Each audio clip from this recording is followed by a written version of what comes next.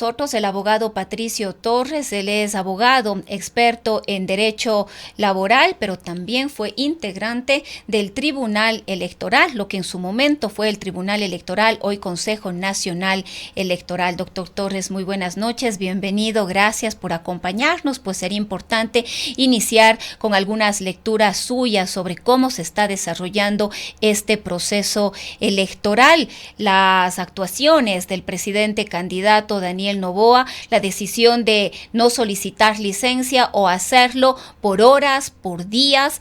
Ahora ha encargado o encargará nuevamente por tercera ocasión la presidencia de la República a Cynthia Gelliver a partir del día 23 de enero para él dedicarse a la campaña electoral durante el fin de semana. Estas actuaciones han generado enorme polémica, además, a través de este decreto 500 que el día de hoy estaría siendo analizado por la Corte Constitucional. Bienvenido, doctor Torres. Buenas noches. Muy buenas noches y muchísimas gracias. Bueno, creo que ese es uno de los aspectos particulares en este proceso electoral, que tenemos un candidato a presidente, es decir, un servidor público que está realizando campaña electoral sin haber se ha acogido en general eh, el, la posibilidad de realizar campaña electoral ejerciendo los puestos de la función pública, lo cual evidencia efectivamente que se está enfrentando un proceso electoral de manera equitativa, que es uno de los principios fundamentales de un proceso electoral, es decir, que todos los participantes actúen en equidad de condiciones. Y hoy vemos que no se está actuando de esta forma. Creo yo que se está estirando la posibilidad de la norma jurídica y que ahora tienen justificación efectivamente de que no hay una sanción frente a una infracción. Y el presidente de la República lo está utilizando políticamente, diría yo, bien desde el punto de vista de realizar su campaña electoral.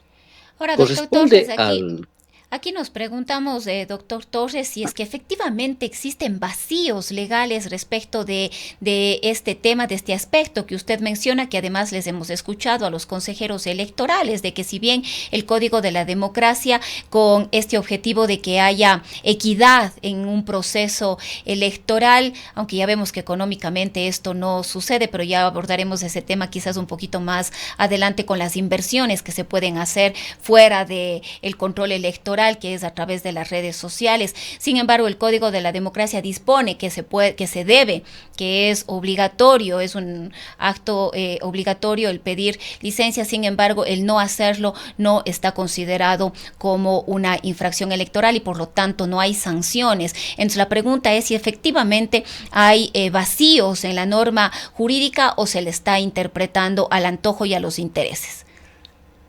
No, yo creo que efectivamente existe un vacío sobre la base de que la propia norma constitucional, en el artículo 76, en eh, los aspectos de garantías básicas, establece que nadie puede ser sancionado con diríamos, sanción no establecida en la ley, por una infracción no establecida en la ley.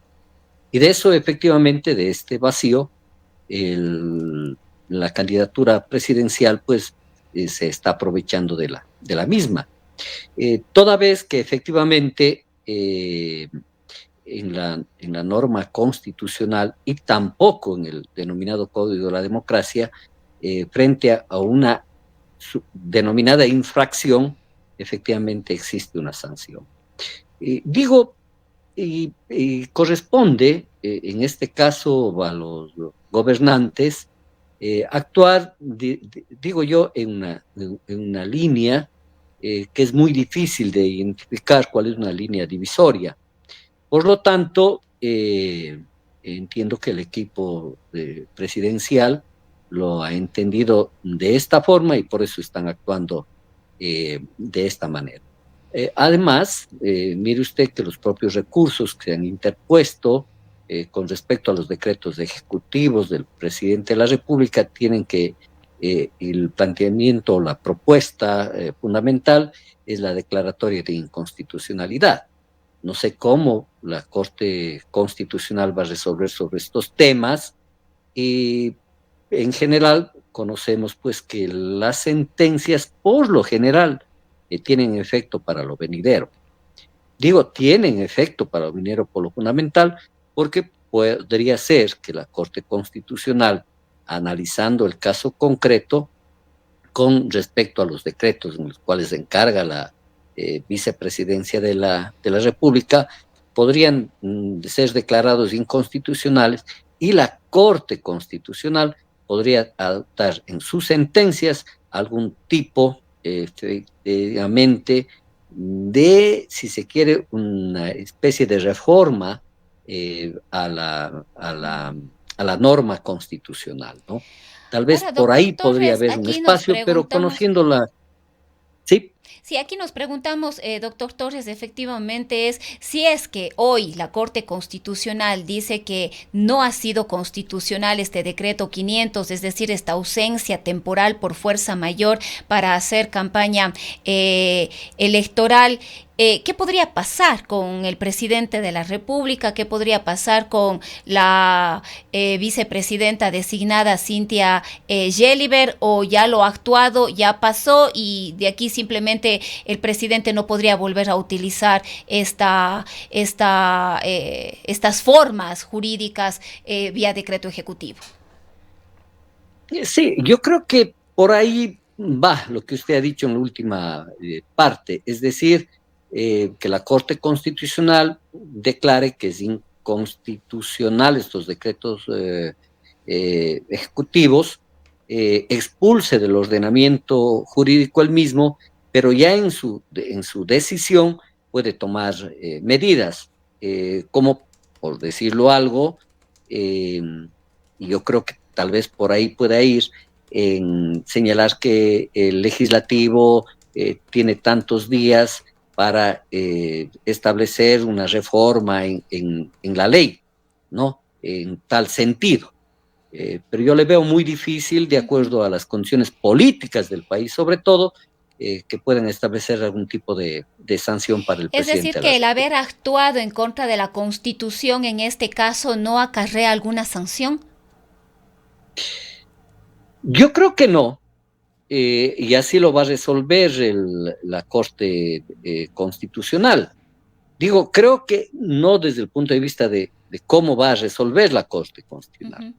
porque poniéndome en el papel de magistrado de la Corte Constitucional, en la decisión, ¿no? De acuerdo a lo que expresa la propia Constitución de la República, puede efectivamente establecer medidas de reparación, diríamoslo así, sobre la base fundamentalmente de que la Corte Constitucional es diríamos, es la corte de cierre, de interpretación de la Constitución de la República. La Corte, por ejemplo, en varias sentencias, ¿no? Sobre todo con respecto a la inconstitucionalidad de normas, en este caso una norma jurídica o un acto administrativo de carácter general, ha sentenciado de esa forma, es decir, cuidándose fundamentalmente, ¿no? De medidas que tengan el carácter de retroactivo, ¿no? Entonces, yo creo que la Corte va a ir por ahí, Uh -huh. va en este caso a determinar inconstitucional cualquier acto normativo, y va a plantear o va a establecer, en este caso, pues de la función legislativa, ¿no? Que pueda discutir y establecer una norma de carácter general, lo que considere necesario, bajo determinados parámetros que establezca la Corte. En concreto, la Corte va a decir, ¿no? Se declara inconstitucional si lo considera así, y la Asamblea Nacional, en el término de tantos días, va a tener que reglamentar o emitir, diríamos, un acto normativo en el cual efectivamente regule este hecho. Ahora, doctor Torres, hablábamos de que este pedido de licencia es precisamente con el objetivo de que haya cierta equidad en la participación, que nadie tenga mayores recursos para la campaña electoral o para llegar y acceder a los ciudadanos, mucho menos utilizando los bienes públicos, en este caso todos los elementos que le puede facilitar el Estado ecuatoriano a un presidente, en este caso presidente candidato, viajes, el balcón de Carondelet, las visitas y participaciones en la entrega de obras o recorridos por el país. Sin embargo, vemos también que, como decíamos hace un momento, que no hay equidad en las inversiones, y esto pasaría también por la urgencia de reformas al Código de la Democracia para que se pueda controlar las inversiones en espacios como son las redes sociales. Vemos que el presidente ha invertido ya $1 millón en Meta, tanto en Facebook como en Instagram, y definitivamente otros candidatos están muy lejos, prácticamente imposibilitados de hacer una inversión mínima respecto de estas enormes cantidades que ha invertido el presidente candidato.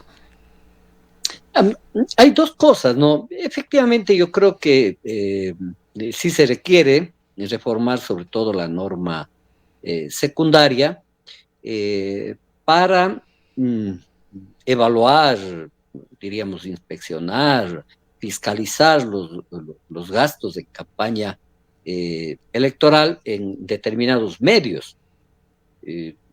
Personalmente yo tengo el criterio que sí hay los instrumentos legales, pero bueno, pero digamos lo que se requiere una norma, y me parece que es obligación de, en este caso, la Asamblea Nacional plantearlo de esta forma, pero de acuerdo a la correlación de fuerzas políticas, esto no va a suceder. No va a suceder porque les conviene, en general, a los diferentes partidos o movimientos políticos, no, que existan estos supuestos vacíos, ¿no?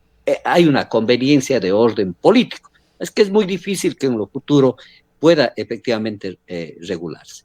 Y el segundo aspecto tiene que ver en que actúen dos órganos ahí, tanto el Consejo Nacional Electoral como el Tribunal Contencioso Electoral. Mire usted que hay una prohibición expresa de la utilización de, en general, el servicio público para fines de campaña. Y hoy es evidente que el candidato presidente está utilizando, y que eso es posible, ¿no?, de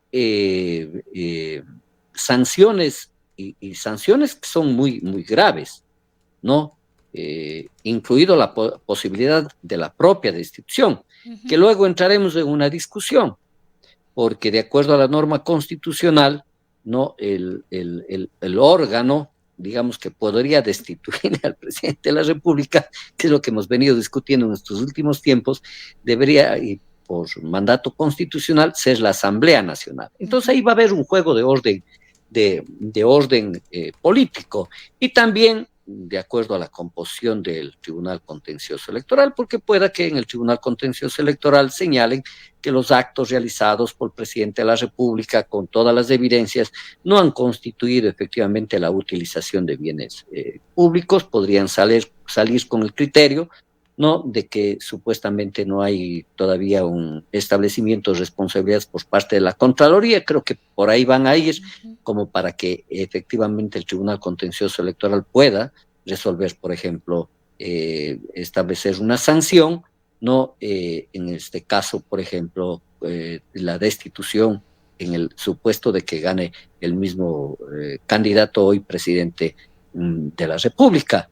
Y entonces ahí nos encontramos frente a un tema muy concreto que se viene afirmando, sobre todo en estos últimos años, que tanto en la justicia ordinaria como en la justicia electoral, o los órganos administrativos de controlar las campañas electorales, se manejan por criterios de orden político, y eso lo demuestra las propias expresiones de los actuales integrantes del Consejo Nacional Electoral, ¿no?, que en los hechos han manejado la tesis de que como no hay el establecimiento de una sanción, en el caso de no haber solicitado el permiso, diríamos así, ¿no?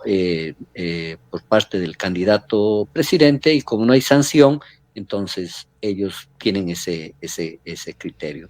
Es decir, desgraciadamente, y ese es uno de los hechos que establece la actual situación política de nuestro país, es de que la institucionalidad está acomodada de acuerdo a la correlación de fuerzas políticas, y que eso evidencia la débil institucionalidad del Ecuador.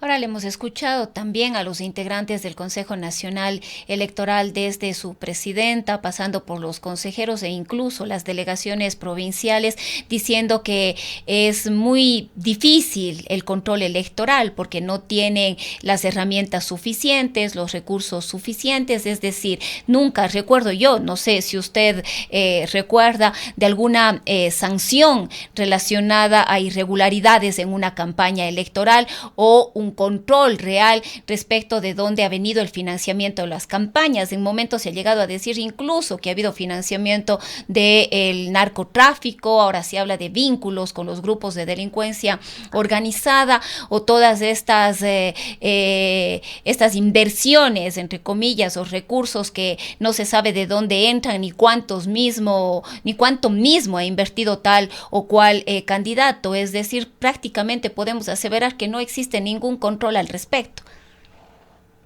Pero es una mentira, Rosana, de que no hay los instrumentos legales, ¿no? Vivimos en un Estado de Derecho que parte de un principio, y ese es el principio de legalidad, es decir, eh, el control a la autoridad está en función de lo que enuncia y la norma jurídica. Entonces, en la Constitución hay un principio fundamental, que las instituciones y los servidores públicos no pueden hacer más allá de lo que dispone la ley. Y nosotros tenemos aquí, en el caso concreto, Constitución y lo que se ha denominado el Código de la Democracia. Uh-huh. Y si hay cómo, están todos los instrumentos. Mire, claro, estoy hablando hace muchísimos años, que cuando fui vocal del Tribunal Supremo Electoral, yo presidía la Comisión Jurídica del Tribunal Supremo Electoral, y presentamos informes y fueron aprobados. 2 casos concretos. Impusimos multa, mire usted, en ese caso, coincidencialmente, al partido del señor Álvaro Noboa.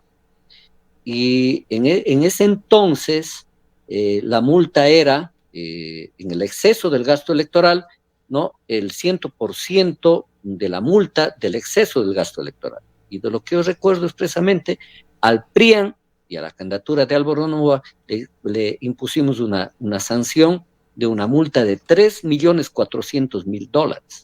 Le pongo un ejemplo. Por exceso en el gasto electoral, en virtud de los informes que nos dieron la comisión correspondiente. Por lo tanto, en la actualidad sí hay cómo hacer efectivamente una fiscalización del gasto. Primer tema. Entonces, es una mentira que se diga que no hay cómo controlar. Hay cómo. Y hay varios mecanismos. Y el segundo, yo recuerdo que hubo una resolución del Tribunal Supremo Electoral con respecto al, en ese entonces, pues, ciudadano Lucio Gutiérrez, en el cual efectivamente se le impuso una sanción de la pérdida de los derechos políticos, y por los cuales el señor no pudo ser candidato a la diputación, sobre la base de que en el tribunal comprobamos que efectivamente hubo, en este caso, una infracción de financiamiento porque no se reportó todos los gastos de la campaña electoral. Y por eso se lo sancionó y perdió sus derechos políticos, creo que por el lapso de 2 años. Entonces, sí hay cómo, tenemos instrumentos legales de cómo se puede actuar.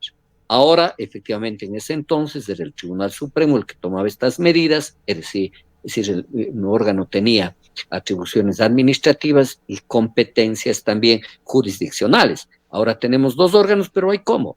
Pero, desgraciadamente, hoy estoy mirando que en el Tribunal Contencioso Electoral, sobre todo, ¿no?, se está Y ahí efectivamente hay mucha incidencia de carácter político, pero hay cómo. Es decir, desgraciadamente se ha generalizado aquí en nuestro país las aparentes insuficiencias que existen en nuestra legislación, pero en muchas de ellas está bastante reglamentado. Más bien, nuestro Código de la Democracia establece varios tipos de sanciones, a su vez también cuáles son las infracciones, y partiendo en general del principio de buena fe y de equidad. Muchas de las veces no se resuelven en el Tribunal Contencioso Electoral partiendo de algunos principios.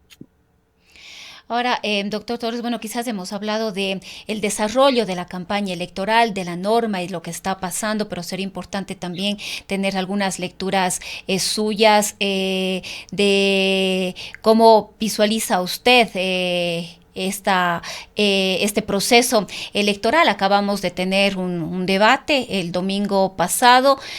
Al parecer este debate incidió muy poco en los números que se venían difundiendo por parte de las encuestadoras. La polarización entre el correísmo y Acción Democrática Nacional prácticamente se mantiene. Quizás permitió visibilizar a otros candidatos. Entre ellos se habla, por ejemplo, de la candidata González, Andrea González, de Sociedad Patriótica, e incluso también del candidato del movimiento Pachacutic, líder de la CONAIE, Leonidas Diza, que podrían ubicarse en tercero y cuarto lugar. ¿Cómo ve usted estas posibilidades de cara al proceso del 9 de febrero? Yo creo que está diseñado y, y si no pasa, bueno, es un lugar común que hablan muchos, ¿no? De un acontecimiento excepcional, o lo que sea, pero yo creo que eh, esta campaña está diseñada eh, para que dos fuerzas políticas no puedan efectivamente copar los distintos espacios. Y ahí entonces viene la inquietud, porque cualquiera que logre triunfar, ¿no? O mejor dicho, este diseño, diríamos, para evidenciar un resultado electoral, está en función de que en el próximo periodo en el elector se establezca una especie de cogobierno. Y lo digo en términos muy concretos, si es que se dan como ahora está planteado los resultados electorales, ¿no? Posiblemente segunda vuelta electoral, y consecuentemente con ello una composición de la Asamblea Nacional en que a cualquiera que gane, no necesariamente va a tener que contar con la composición de un legislativo muy complejo. Entonces a mí me parece que esta campaña está diseñada para que estas dos fuerzas políticas no copen los distintos espacios. Entonces yo veo muy difícil que aparezca una opción, sea de derecha o de izquierda, dicho sea de paso, señora González, es expresión de la misma extrema derecha, ¿no? Es decir, si quita votos, va a quitarle votos al presidente de la República. Bien, Patricio, tengo yo ya que despedir este espacio informativo, agradecerle por haber compartido con nosotros esta noche.